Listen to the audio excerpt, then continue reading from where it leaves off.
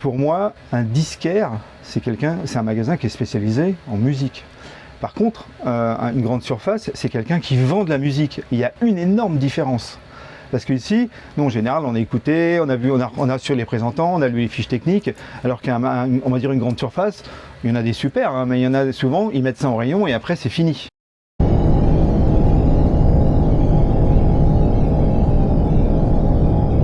On est disquaire dans le sens où on fait ce métier vraiment par passion de la musique, même si certains d'entre nous ont fait des écoles de commerce, mais ils ne sont pas dirigés vers ce métier-là par hasard. C'est parce qu'ils sont passionnés de musique et qu'ils voulaient travailler là-dedans.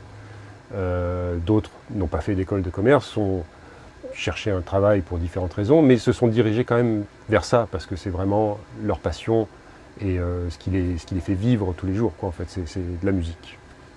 Moi, je sais que j'avais été surpris une fois par la question d'un client, ça remonte à plusieurs années maintenant, mais qui, alors qu'on échangeait des réflexions sur différentes choses, et sur la musique bien sûr, mais cette personne me dit « mais est-ce que vous êtes mélomane ?» Bien sûr que je suis mélomane, et comme tous mes collègues, on l'est tous, on est mélomane, c'est pour ça qu'on fait ce métier justement.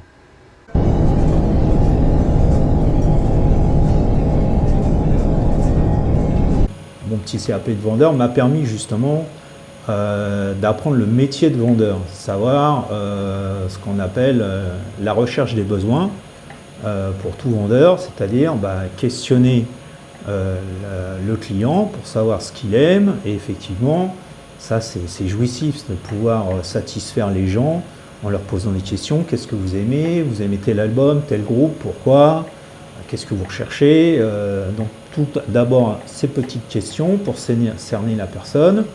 Et ensuite, après, lui amener sur ce qu'elle cherche, parce que si elle cherche quelque chose qu'on l'a, on lui donne. Si on ne l'a pas, grâce à ces petites questions, hop, on peut lui conseiller autre chose de similaire. Et quand la personne revient, quand elle dit « Ah, merci monsieur, vous m'avez fait découvrir un groupe et tout », et là, c'est que du bonheur. Et c'est ça qui, voilà, c'est pour ça que moi je suis encore content d'être là, parce que là, quand j'ai ça, je l'ai encore, je le vis encore. Et quand on me remercie parce que j'ai fait découvrir un album ou un groupe, ou même peut-être un courant musical, voilà, c'est génial. C'est pour ça qu'on se lève le matin, c'est génial de pouvoir satisfaire les gens comme ça, quoi.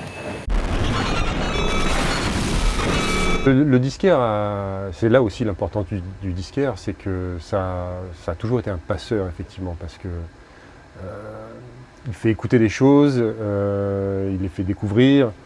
On fait parfois des croisements entre, tu vois, on se rend compte que tel musicien a joué sur aussi tel album, que tel producteur a produit le même album, que tout ça.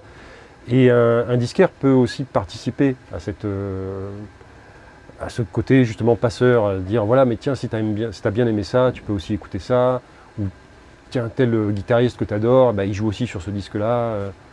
Et de la même manière, l'échange aussi, on a un rôle de passeur et en même temps on a un véritable échange avec plusieurs de nos clients qui eux aussi nous font découvrir des choses.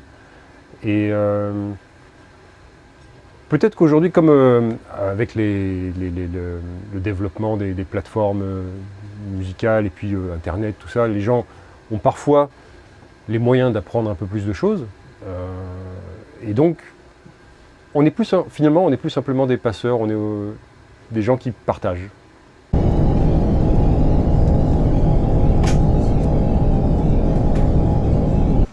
Alors pour moi, c'est une passion avant d'être un métier.